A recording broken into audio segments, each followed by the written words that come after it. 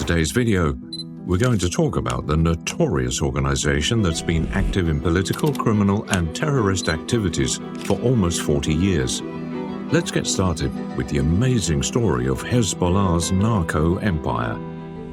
What is Hezbollah and what does it do? Hezbollah is an organization that's been active around the globe in various criminal activities for decades. It's very difficult to determine what kind of organization Hezbollah is, since it engages in many different activities. Some people, for example, consider it a surrogate organization of Iran in the conflict zones. Some consider it a terrorist organization targeting mostly Jews, while others see it as a drug trafficking organization that's involved in the worldwide cocaine trade. Some sources claim Hezbollah does money laundering as well. Allegedly, the main source of income for Bashar al-Assad's regime is drug smuggling, and most frequently, Hezbollah is the group that gets the dirty job done. Under the patronage of the Syrian regime and Shiite organization, vast amounts of drugs are smuggled through the Middle East. Usually, the drug is Captagon, a highly addictive member of the amphetamine family, commonly referred to as the poor man's cocaine, jihad drug, or even Captain Courage. Syria and Lebanon have become narco states as an answer to a rapidly growing economic crisis, and over time, drug smuggling has become the main source of income for these countries' regimes. This is extremely concerning, since the region is already fragile and the rising drug trade is threatening to undermine it even more. Not only that, but it's most likely going to affect Israel too. The US is trying to help Israel fight the problem. The beginning and expansion of drug trafficking through the Middle East. Drug trafficking in Libya and Lebanon is not a new phenomenon because Lebanon was widely regarded as a source of cannabis during the 50s and 60s. Hezbollah was formed during Lebanon's 15-year civil war in 1982. On the other hand, drug trafficking has been a main source of income for Hezbollah since the 1990s. Later, the organization sent its activists to join the cartels in Central and South America. Eventually, they managed to form drug networks that smuggle and distribute cocaine in the US through Mexico, Europe, and Africa. By the year 2000, Hezbollah's presence could be felt in many Latin American countries such as Paraguay, Venezuela, Peru, Bolivia, Argentina, Brazil, and Chile. Unfortunately, in the past few years, socio-political factors has allowed the rapid growth of drug trafficking. In 2019, the economic crisis in Syria and Lebanon intensified, followed by the carelessness of governments in these countries.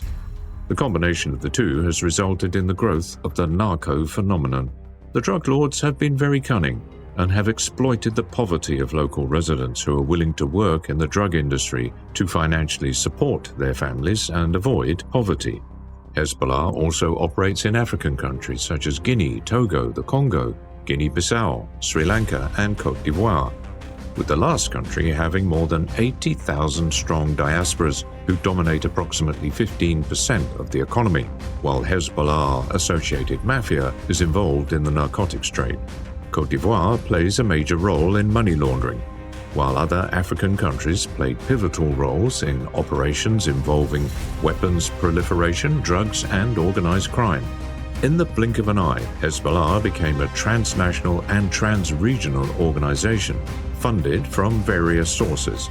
Iran provides money and arms to Hezbollah, and, allegedly, Hezbollah receives as much as $700 million, or 660 million euros a year. Besides that, the group collects millions of dollars from Europe and the US. Hezbollah also exploits the diaspora communities in Africa and Latin America. In addition, they extract resources from agricultural and commercial enterprises, one more way to raise funds. Last but not least, this criminal organization manages to exploit the banking system through financial crimes, which allows it to earn even more revenue. Forming of a narco state. Since 2018, the regime has been managing the drug trade in Syria through operatives of the state's military, security entities, Hezbollah, and an elite unit called Division 4, which is commanded by Bashar's brother Bashar al-Assad. People close to Assad, including his family and business partners, are also thought to be involved in drug production and the supply chain. Sadly, the country has vastly changed its activities and accommodated drug production. For example, some food and packaging industries have converted some of their activities to drug dealing. Army bases and factories that used to make chemical weapons now produce Captagon.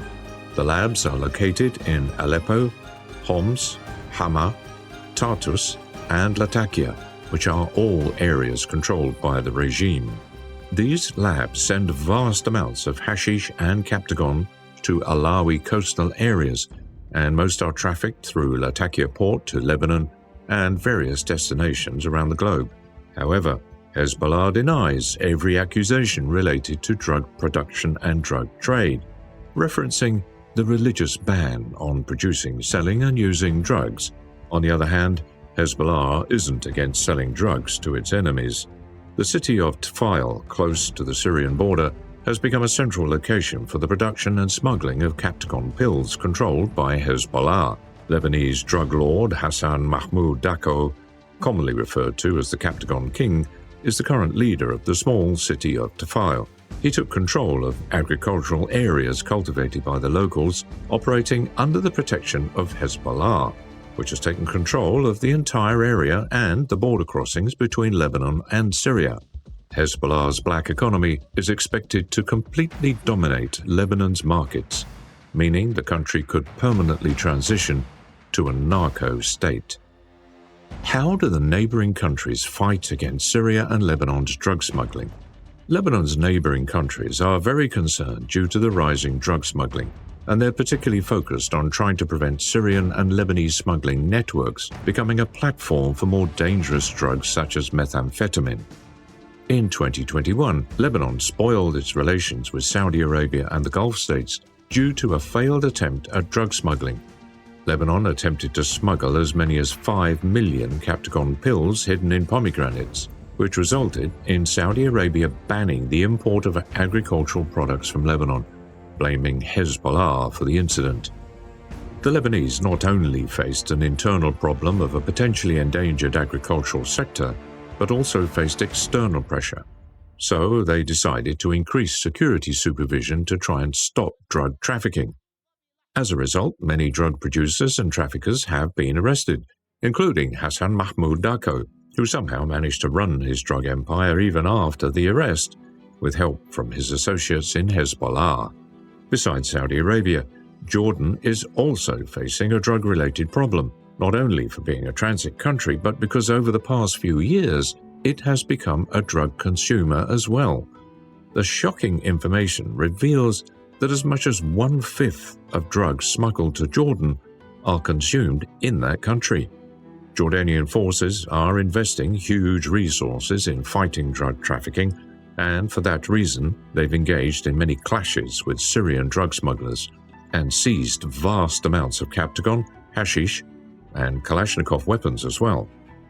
US and Russia's efforts against the spread of the drug trade. Unfortunately, the drug trade from Syria and Lebanon doesn't stop at the Middle East. It continues on to Europe, including Greece, Spain, Italy, as well as Malaysia in Southeast Asia.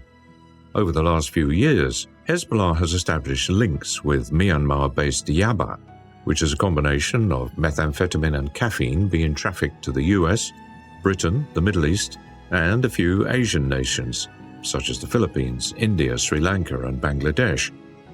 Russia has its military patrols positioned near the Jordanian border in southern Syria in order to try and disrupt the drug trade. The US also wanted to somehow intervene and fight drug trafficking, because its government was worried about the drugs reaching the US territory due to good relations between the Syrian regime and Hezbollah, with cartels in Central America. Until the end of 2022, the US didn't have a clear plan on how to curb this phenomenon. In December 2022, the US Congress approved the law against Captagon, which opened a path for them to break up Syria's regime drug production and dealing networks. The law is also intended to support allies in the region where exceptional quantities of Captagon are trafficked. Israel is also doing its best to prevent drug smuggling, as Israeli defense forces are positioned along the Syrian and Lebanese borders. Time will tell if the efforts of these few countries are enough, or if more countries are going to be needed to stop the drug trade from Syria and Lebanon. And that's it for today's video. If you enjoyed it, make sure to leave a like and comment on this video. Also, don't forget to hit that subscribe button if you like what we're doing and want us to continue with more cool content. Until the next time.